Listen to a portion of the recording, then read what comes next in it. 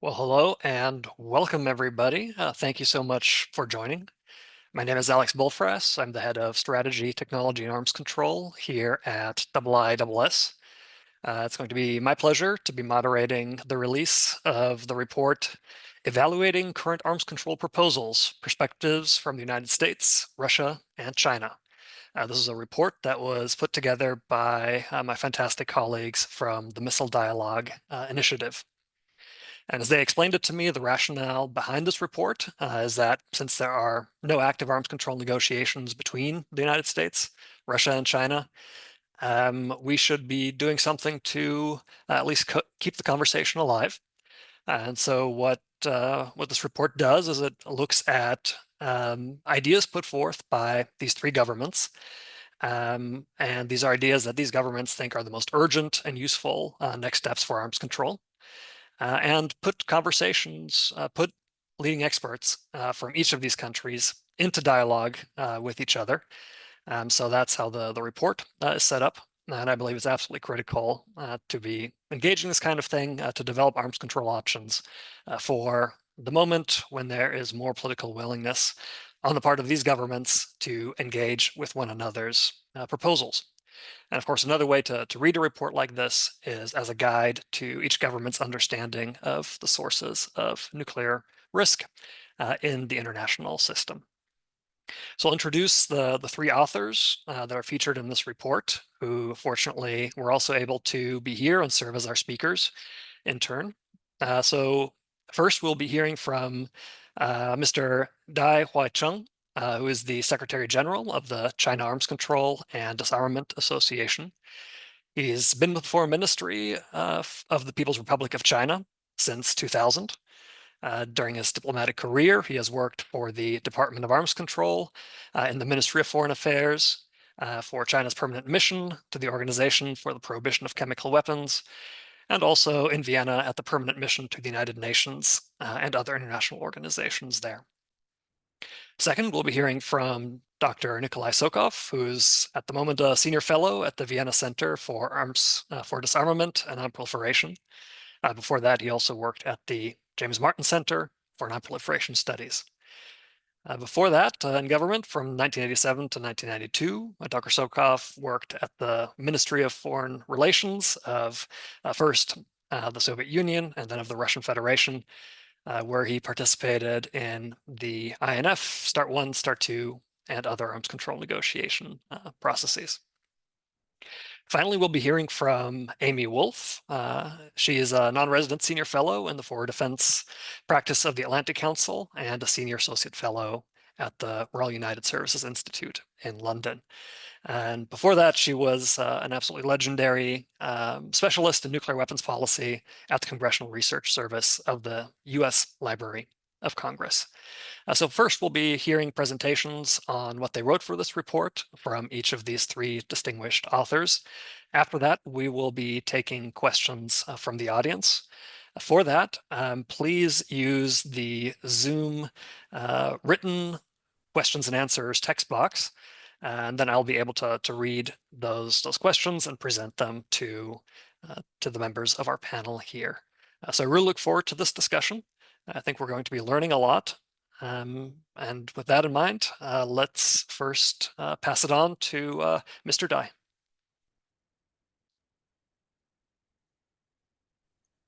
Thank you, Alex.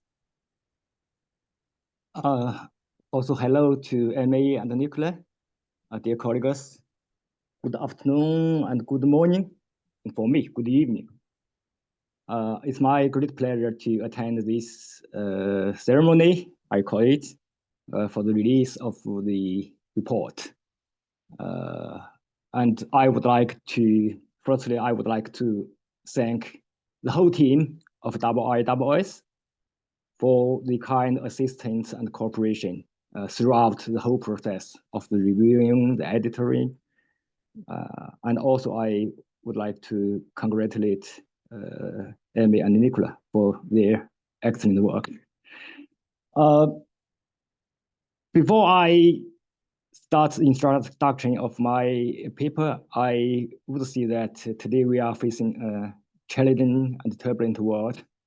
That's why strategic risk reduction becomes one of the hotspots for the international community. As Alex just reflected, that unfortunately, even though we have many proposals before us on the risk reduction, but so far, due to various reasons, none of these proposals have reached negotiation stage. But from the think tanks, it will not prevent us from continuing our discussions to make our second track contribution on this point.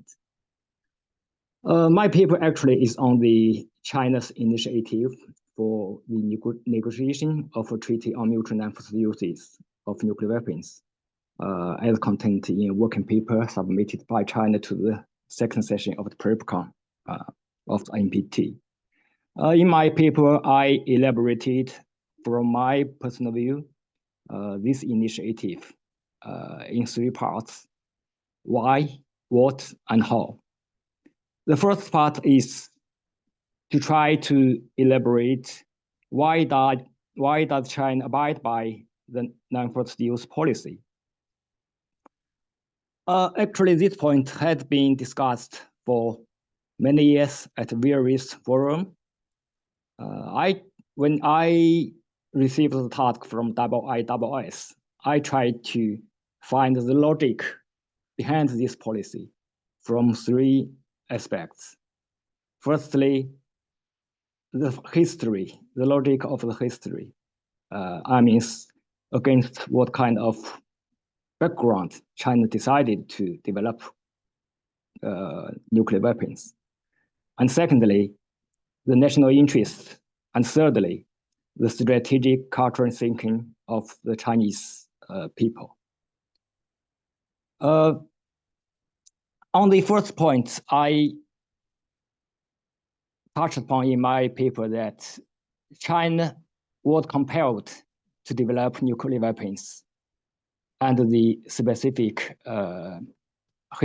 historical background.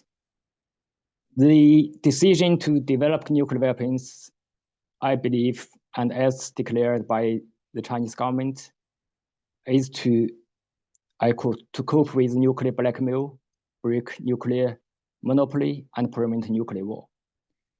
I like one sentence said by Chairman Mao that even before in the year 1960, 4 years before the China's possession of nuclear weapons, he said that how can atomic bombs be used recklessly?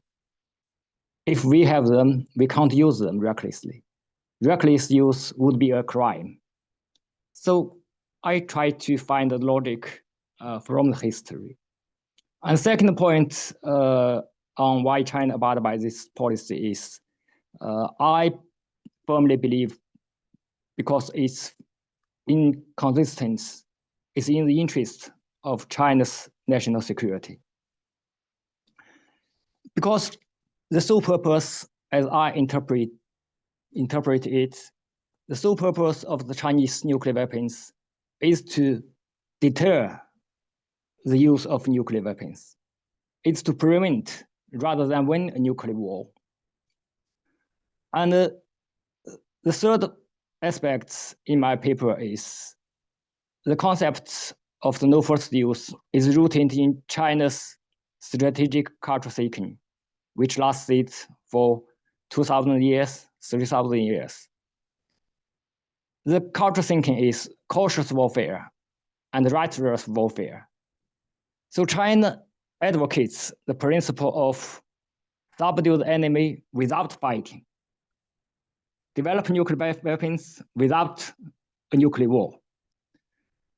This is the first part of my paper, try to explain why China abide by the non-first use policy for 6 decades. And the second part of my paper is to elaborate what's the importance, the significance of a non-first use treaty.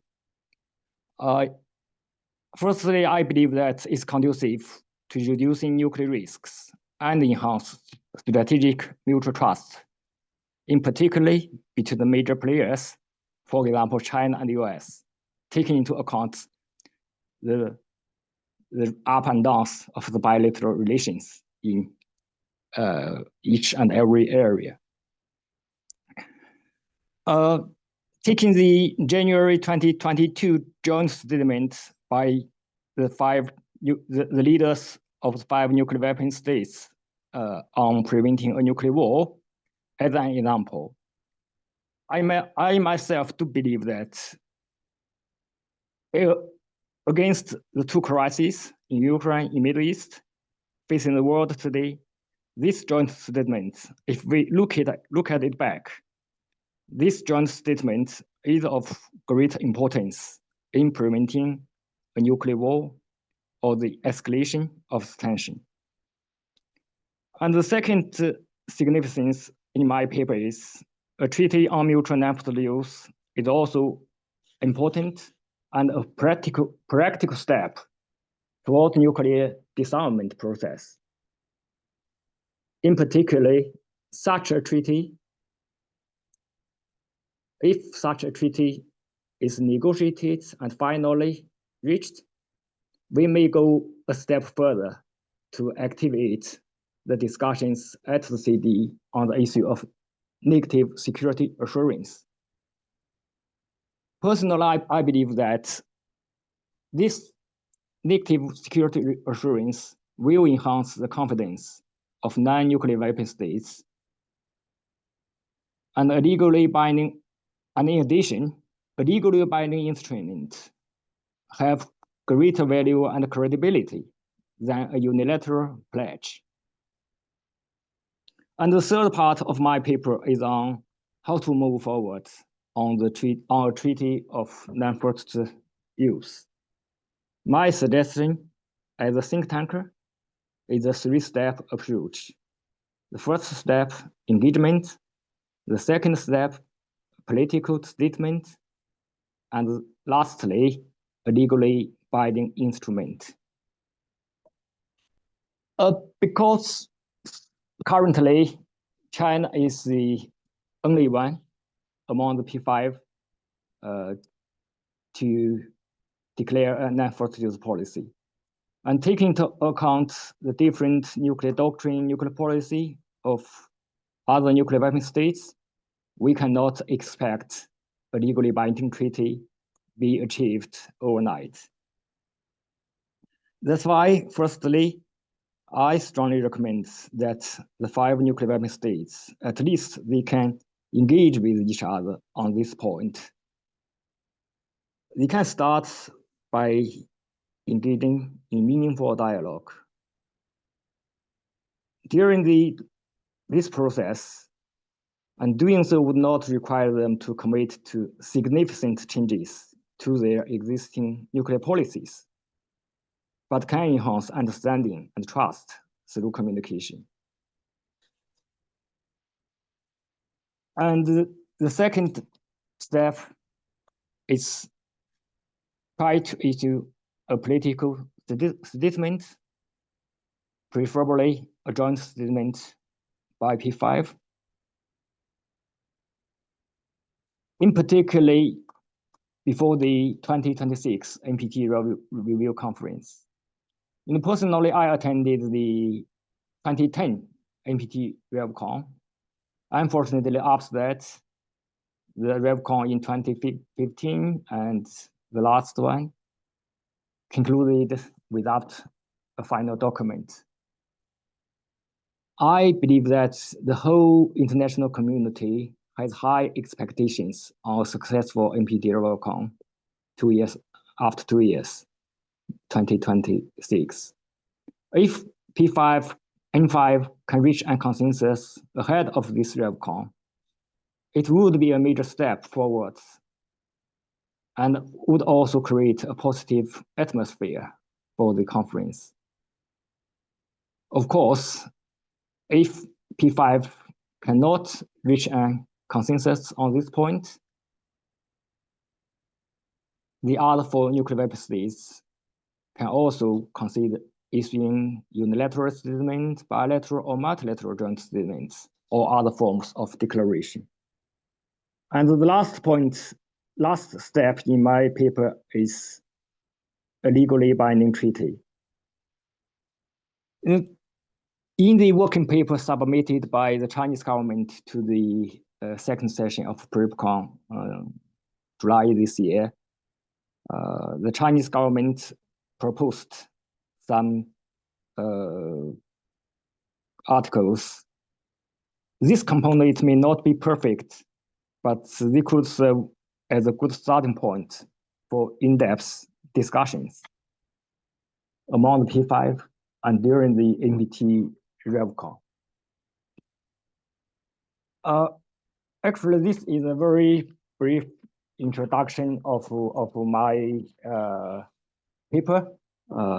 I do not want to prolong my introduction, but before I conclude my intervention, I would like to highlight one point, which is myself in my career as a diplomat and now as a think tanker, I spend most of my time on arms control and disarmament.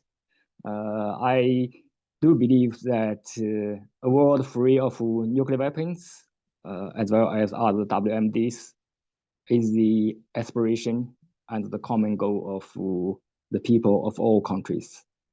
The fact of life is we have a long way to go to achieve this common goal. But as the Chinese saying said, I quote, "Long as the journey is, we will reach our destination if we stay the course. Difficult as the task is, we will get the job done if we keep working on it." End of quote. Thank you, Alex. Thanks for your kind assistance, and thank all the staff, the technical staff, and all audience. Thank you so much. Well, thank you very much for that wonderful way to get the conversation going. I'd like to now turn the microphone over, the proverbial microphone over to Dr. Sokov, please. Yes, thank you very much. Yes, and thank you for the opportunity to contribute to that paper. I must say right away, however, this is not the recent proposal that was asked to discuss about the INF freeze. I would say it's the latest that we have on the table, but it's not really recent, not anymore. So the freeze proposal, the INF freeze proposal went through several iterations in September 2019, October 2020, then December 21. Now, as we try to assess that proposal, we just need to keep in mind that a proposal that's made in public, an official statement or something, can never really satisfy the interests or the image of the right kind of treaty that may be held by the other side. It never really happens. The criterion here should rather be is there anything to talk about? Yes, I would say already the second actual iteration could be discussed. The third sounded more serious, and in fact, yes, there was a discussion behind closed doors in January 22 about the Russian freeze proposal. So the idea to remind is that INF range missiles should not be deployed by the United States, NATO, other US allies in Europe and in Asia. So it's quite important that it was almost global, at least as far as Russia is concerned, always affecting both the East and the West. Well, of course, when we talk about possible Russian deployment or non-deployment in Asia, the Russian proposal very conveniently forgot about the Chinese INF range arsenal. The sticking point, especially for NATO, was, of course, the 9M729. missile that the United States and NATO said violated the INF treaty. And in fact, Russia was deploying these missiles in significant numbers. Yes, and Russia, of course, completely refused to accept that this was a violation. The Russian proposal did actually hint that Moscow was prepared to discuss it. And indeed, that missile was actually discussed in January 22, once again behind closed doors. I personally saw that agreement to discuss that missile as an encouraging kind of sign, as some kind of maybe still vague kind of possibility of avoiding the deadlock that had haunted the INF treaty for a long time. So how should we assess the proposal? As I said, there was something to discuss.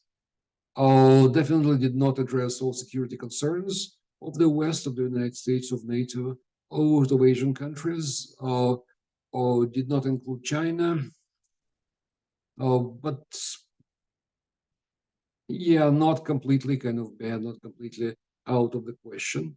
In fact, I remember very well how in December 21 and January 22, plenty of people, including myself, did kind of actively talk about INF 2.0, maybe global. With, of course, all hopes were completely kind of dashed in February 22 with full-scale invasion of Ukraine. So we have not had any dialogue since. In fact, since the summer of 23, any arms control discussions have been completely stopped by Russia and blocked by Russia, of full kind of refusal. Now, what are the prospects? So we have this proposal that's almost 3 years old, has not been discussed since. Unfortunately, since the time the dialogue was interrupted in February 22, the events did not stand still. But all developments have really concerned the deployment of missiles. Yes, and we know that the United States has brought INF range missiles to Denmark and the Philippines temporarily for exercises. But Moscow saw that as a prelude for future deployment. Yes, and even announced that it would resume production of INF range missiles.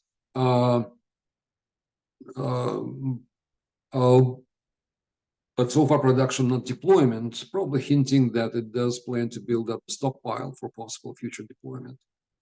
So in last July, the United States and Germany agreed on periodic deployment of conventional INF range missiles in Germany starting in 26. Little doubt that Russia will counter that with full-scale deployment of its own missiles. One unavoidable kind of difference here in the posture. So far, the United States, NATO, and Asian countries have been talking about conventional INF range missiles, but Russia has publicly and officially said that it does not rule out actually nuclear warheads on them. So that's going to be a significant difference in the possible posture. Whether actually the West will respond with its own nuclear INF range missiles is unclear, or does not seem likely at this point. But definitely there's a symmetry in the capability, in the posture, will make any future conversation about INF very, very difficult. And I don't, frankly, anticipate Russia, at least in the foreseeable future, to renounce the nuclear option for INF range missiles, for theater range missiles. Now, with a question that's actively debated today is, do we have a new a new crisis over the European missiles as we used to have in the early 80s? I would say no. We don't have such a crisis. Because the crisis in the early 80s was not really about deployment of missiles by the Soviet Union and then by NATO.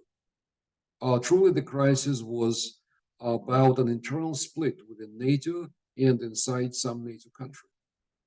So, in my view, the biggest crisis was, in fact, the political kind of with all the political events that surround these deployments. We don't really have that much of a debate today, and we definitely do not see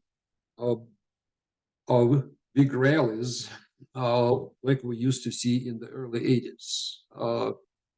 I'd rather say that we are on a relatively smooth track toward, but at least in Europe, definitely.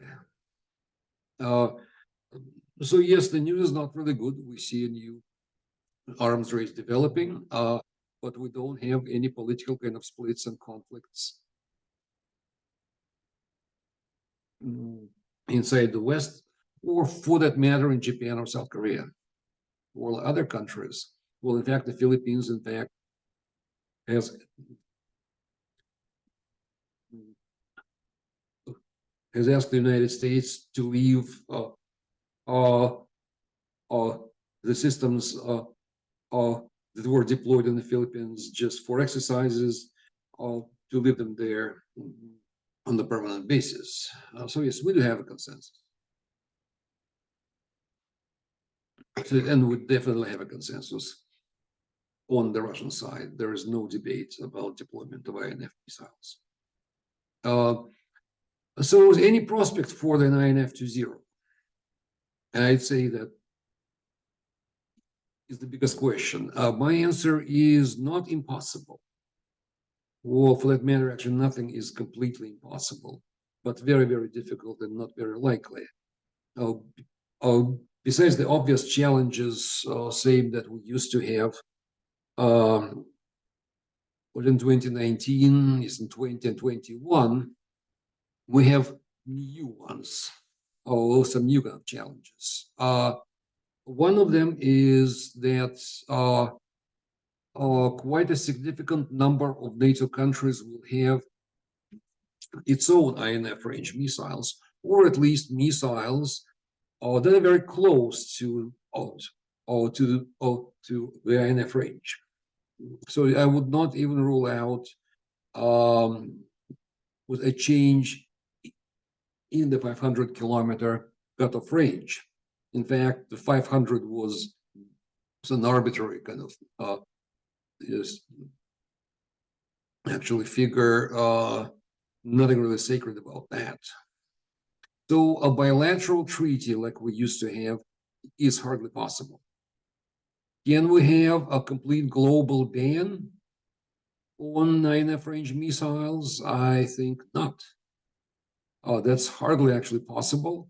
But also considering China and India and Pakistan and Iran and Israel and you name all the countries that now have INF range missiles, basically the same problem that Russia has had with the INF treaty for a very long time is one actually of the main reasons why Moscow was not happy. Can we have just a ban on nuclear missiles? That would be nice.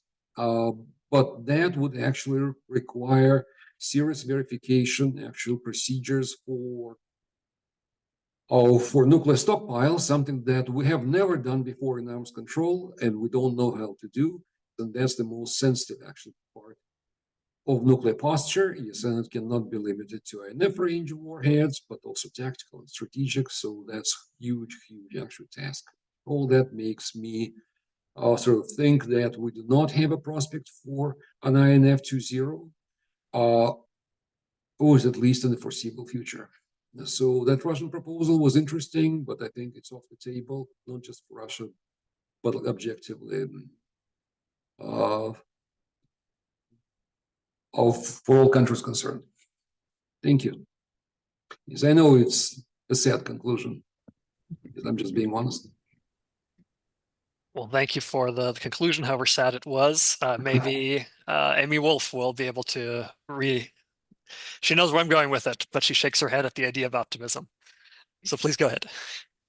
I am well known as a pessimist in arms control discussions these days.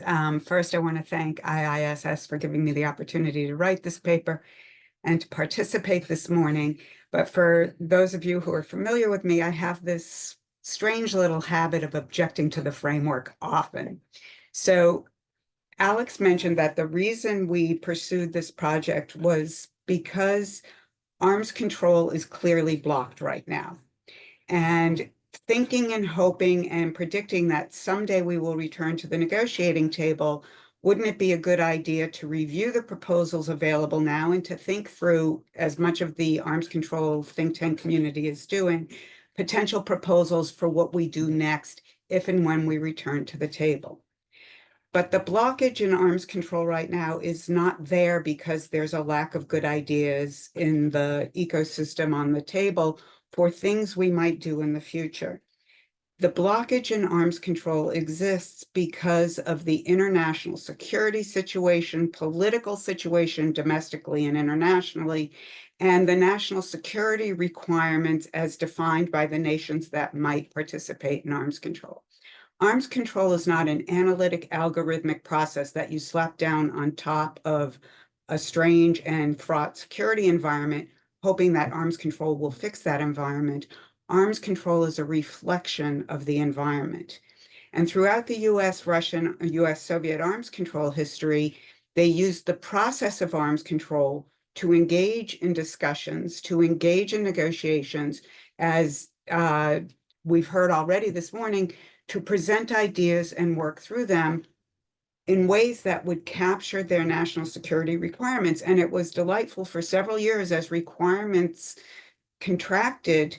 Arms control brought about reductions in nuclear weapons, codifying those contractions. That's not where we are now.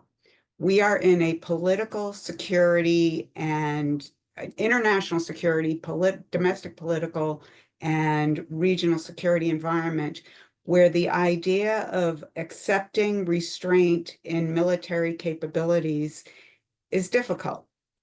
So what I've done in my paper is I've walked through the US proposal for what to do as a follow-on to the New START treaty, which expires now in less than a year and a half.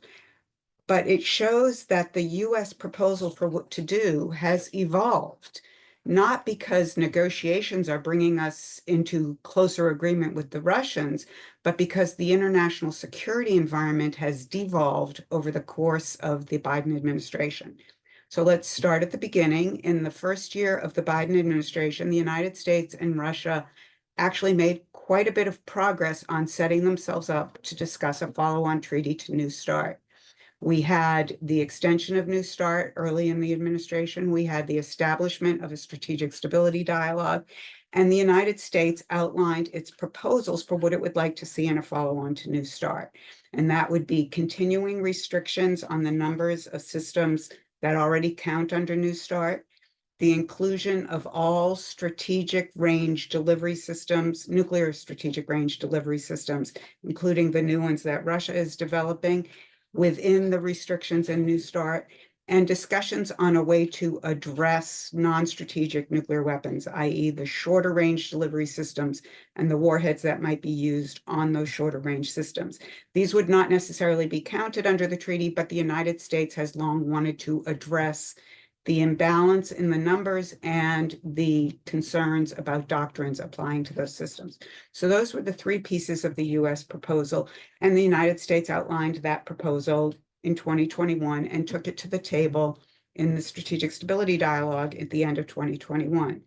The Russian response was very different. The Russians had a very different view of a strategic or a broader security equation that included more than just nuclear delivery systems and nuclear warheads, but also included all kinds of strategic capabilities, missile defenses. And the Russians brought that proposal to the tables in the Strategic Stability Dialogue. And lo and behold, we had a dialogue. And we were working through developing working groups and identifying issues that could be included in a treaty and included in other parts of the dialogue. And that's how arms control works. The going in positions are not take it or leave it, they're inputs. And then you come out with something after the dialogue proceeds. But the dialogue did not proceed. We all know what happened in January and February of 2022. As Nikolai said, the United States did begin to engage on the INF missiles, but the dialogue was suspended after Russia's full-scale invasion of Ukraine. Then through 2022 and 2023, arms control further fell apart. Russia suspended its participation in New START in terms of exchanging data and conducting inspections. The United States followed suit. In the summer of 2023, the United States altered its position. In recognition of the short time available before New START was due to expire and the lengthy amount of time needed to resolve the differences in US and Russian positions, the President's National Security Advisor proposed that we resume negotiations and focus on, at most, a framework for a follow-on to New START, but specific risk reduction measures that might address concerns in the current 2023 security environment between the United States, Russia, NATO, Ukraine. So in that environment, the National Security Advisor, Jake Sullivan, proposed a resumption of the dialogue. Russia's response was, thank you, no thank you. There will be no dialogue as long as you continue, the United States and NATO continue to support Ukraine and seek the defeat of Russia. So that has been the Russian answer to all US proposals to resume dialogue over the last 2 years, 3 years. No, as long as you continue to support Ukraine. So we advance a year past Jake Sullivan's modified proposal, and we come to the summer of 2024, and the United States position has evolved again. The United States remains ready and willing and able to resume a dialogue on a future for arms control after New START expires and on risk reduction procedures as soon as Russia is willing to do so. Russia remains unwilling to do so. And in the interim, the United States, in a couple of speeches presented by administration officials this summer, has made it clear it will continue to pursue its nuclear modernization program and hope that at least that will give the United States the capability to meet its national security security requirements in the current security environment, which includes not only a more aggressive Russia in Europe, but China's military and nuclear buildup in Asia, and might eventually give the United States the means to convince Russia and China to participate in arms control as a way to avoid what seems to be a burgeoning, at least an initiating arms race between the three nations, among the three nations. So the US proposal has evolved as reality has evolved. And the core of the US proposal of those three positions in the New START follow-on remain on the table, but there is nothing the United States can put on the table at this point in time, short of an agreement to withhold its support from Ukraine, that would bring Russia back to the table. Russia has made that quite clear. And as I said at the beginning, the problem is not a lack of ideas. The problem is a lack of political will to participate in a discussion.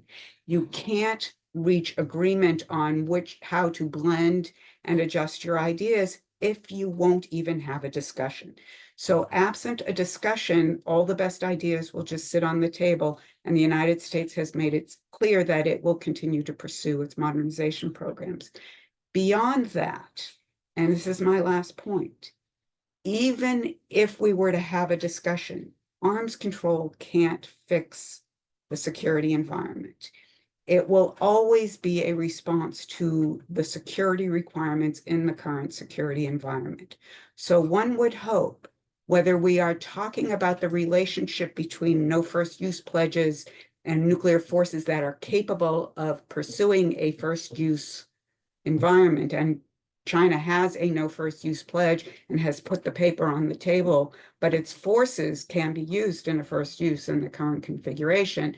So given that, and the same is true with the INF proposals, as Nikolai so carefully outlined, Russia is continuing to develop and deploy, and the United States is continuing to develop and deploy, and China already has developed and deployed lots of intermediate range missiles.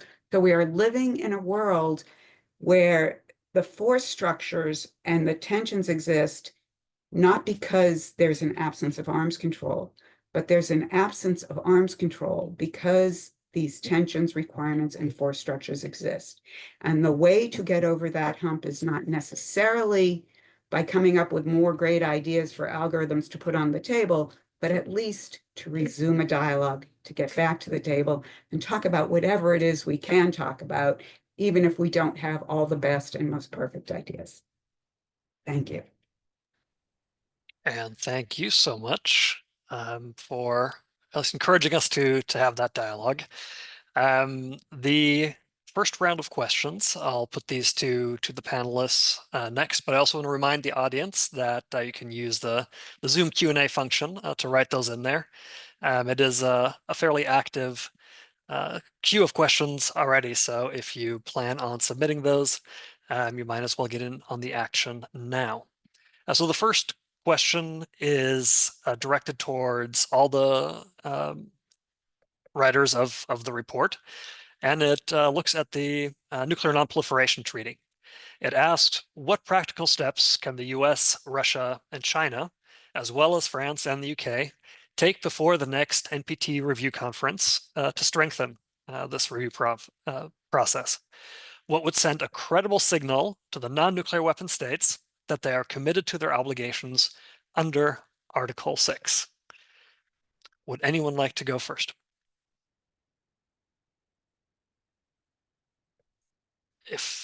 If not, I suggest we answer those in the, okay, Mr. Dai. Thank you, Alex, and also thanks for the question. I just want to touch one point. As I said, personally, I has very high expectation for a successful NPT in 2026. And what P5 can do is no doubt that I have said in my presentation joint statement. Is one of the positive signals to the non-nuclear weapon states. One point I would like to share with the authors and the audience is that China took over the coordinator of P5 mechanism in August this year from our Russian colleagues, and I do believe that P5 through this mechanism they can exchange their views on many issues. Certainly, how to move forward to a successful NPT will be one of the agenda item. I just to share with you this information that P5 under the coordination of Beijing, they may explore ways to come up with some positive signals. I hope so, but it depends on the five capitals to coordinate on this point. Thank you.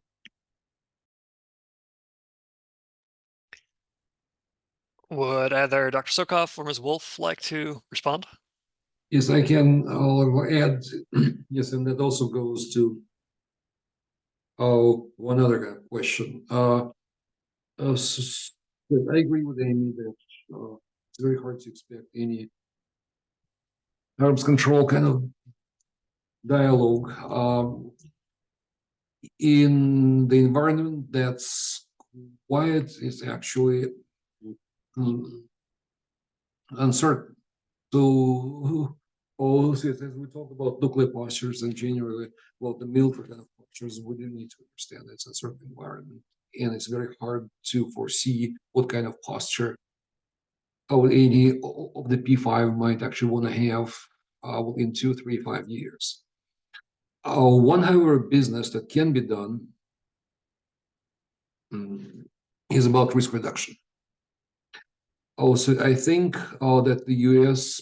proposal to engage in risk reduction is quite valid. Yes, and something to really discuss and something to really move forward on.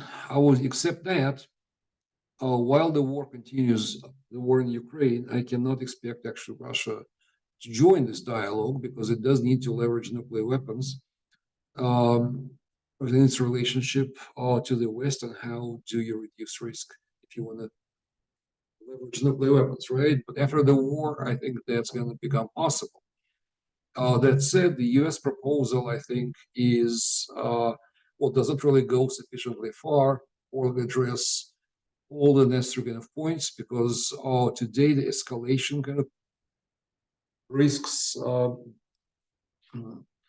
and the crisis paths are quite different from those during the Cold War, so it doesn't really solve much if you simply try to revive the Cold War measures on risk reduction, include China. I think that the P5 do need to take a broader kind of look and develop the measures that would address the present security environment better. Thank you very much. Amy, I see you're. I just wanted to, I have nothing much to say about the NPT, mostly because it's outside my scope of knowledge, but the P5 process could both help and hinder the review process. I fully agree that the P5 process is where the 5 nations should come together and address their issues together. But there are ways that the P5 process could actually contradict the goals of the NPT review process if the P5 are looking as though they join together in opposition to some of the goals of the non-nuclear weapons states who are members of the NPT. So although it would be helpful for the 5 nations within the P5 to address their nuclear postures and to consider the role of nuclear weapons in the current security environment, that would not go far enough to appeal to the non-nuclear weapon states that are looking for more positive affirmation of a commitment to the elimination of nuclear weapons. And there is nothing in any of the P5 nations' current national security interests that would put them on that path. So they would have to be careful to ensure that they continue to advocate for processes and steps that will, when we can get back to a dialogue, take us onto that path. The next question is directed directly to Mr. Dai. It says, China recently launched an ICBM over the South Pacific and provided a notification to some countries, despite not being bound by an agreement to do so. Would China see value in entering a pre-launch notification agreement with the US or other P5 states to reduce the risk of inadvertent escalation? Also noting that China already has a PLN, pre-launch notification agreement with Russia. Thank you, Alex.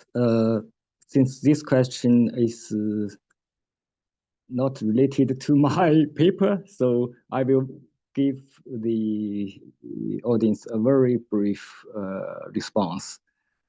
As a think tanker, I do believe that in general, pre-launch notification is conducive to enhance the mutual trust and to avoid the misunderstanding, the miscalculation.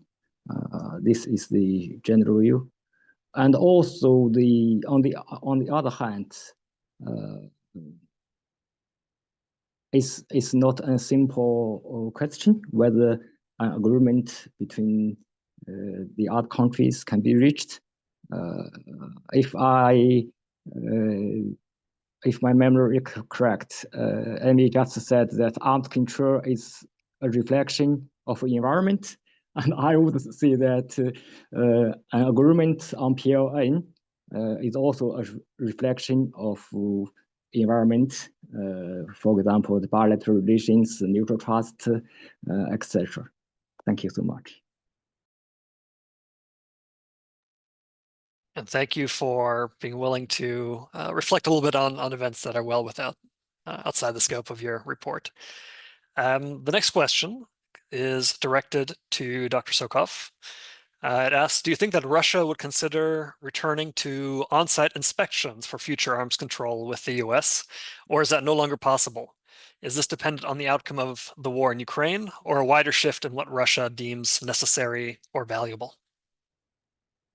Well, I think that return to on-site inspections is definitely possible. I don't see any specific challenges to that, but of course, such a return can only happen once there is like an agreement to verify. Yes, and I do not see such an agreement feasible while the war continues. So of course, negotiations will take some time after the war continues. That said, just let me remind everyone that Russia is usually quite reluctant to accept very broad on-site inspections.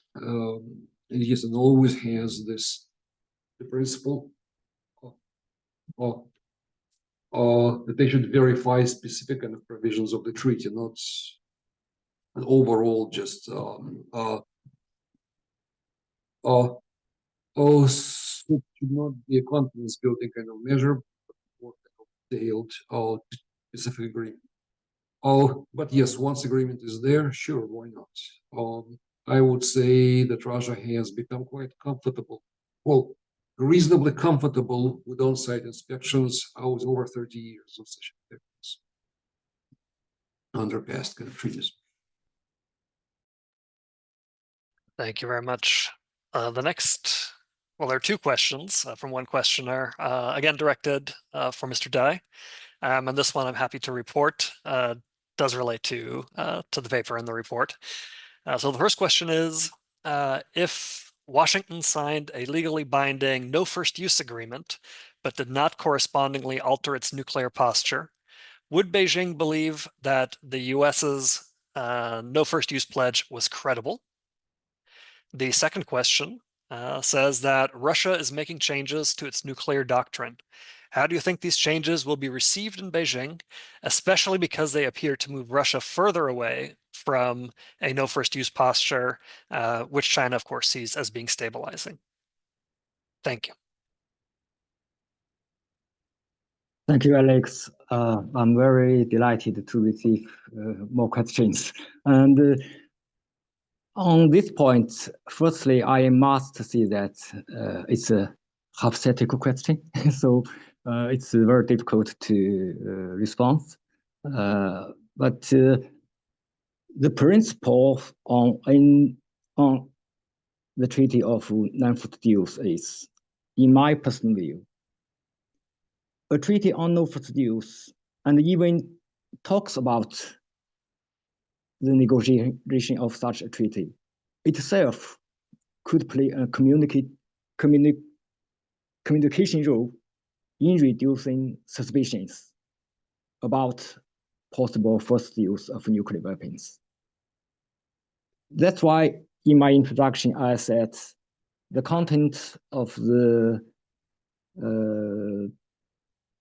draft elements submitted by the Chinese government may be not perfect, but the communication itself among P5 may be conducive to clarify the suspicions, the position, the nuclear posture issues. That's why I said that such exchanges of views and concerns itself, would be of substantial importance to confidence building. So that's my general response. Thank you very much. Here's a question that I think is directed at the entire panel. And it asks us to get out our crystal balls and ask if the New START treaty can no longer be extended, what can we expect after 2026? An increase in arsenals, the emergence of new ones? Short Please go answer, ahead. yes, but it's not because New START will fail to exist. It's because the national security requirements of each of the nuclear nations in the current security environment seem to be pressing for an expansion, if not, I mean, at least a recapitalization, modernization, if not an expansion of nuclear arsenals. Now, one could call that an arms race, but I don't think that's the appropriate way to see it. I don't think it's you do X, we do X plus 2. It's each nation assessing its national security requirements and looking at a world where the challenges are of such a nature that they believe that more nuclear weapons might be necessary to achieve their deterrence and security goals in that environment. But that was the point of the two speeches I mentioned from the US government officials this summer. They did not say that the United States needs to race with Russia and China to increase its forces, but they said in an environment where Russia and China are modernizing, expanding their forces, and the security environment, particularly for US allies, but also for the United States, is fraught, that the United States may need some number of more nuclear weapons. But that doesn't mean arms control isn't possible. If you start the calendar in 1987, you equate arms control with reductions in nuclear weapons. But arms control is about managing the nuclear competition and to a certain extent demonstrating restraint. If each nation believes it needs to alter its nuclear force posture to meet its national security requirements, wouldn't it be better to do that within some framework of rules and restraint, even if there are no reductions? So arms control can exist in a more competitive environment as long as each of the parties involved agrees that their security is better served by managing the competition than by heading to a full-on arms race.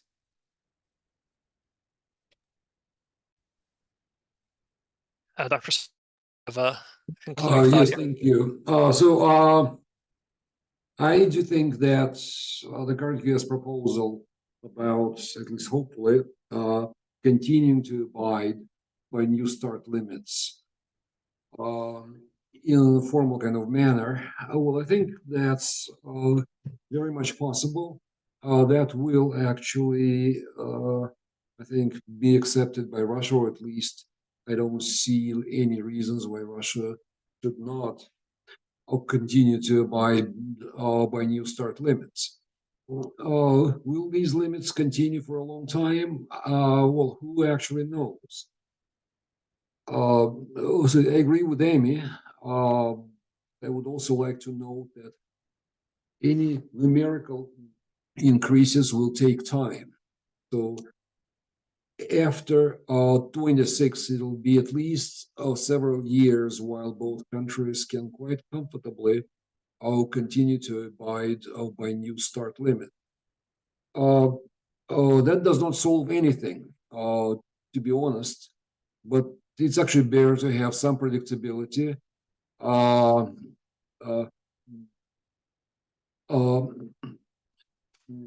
instead of having nothing. So I would say that's is something that we can look forward to, is that hopefully those several years can be used to negotiate something new. And thank you so much. I'm afraid we're already at time for this really fascinating discussion. If you'd like to learn more about the topic, the report is available to you to read. On behalf of the audience, I'd like to sincerely thank our speakers for making the time to think about these issues and to talk about them with us. And on behalf of the panel, I would like to thank the audience for taking the time out to hear what we have to say. So thank you all. I wish you much luck in the rest of your day. And I applaud our speakers virtually.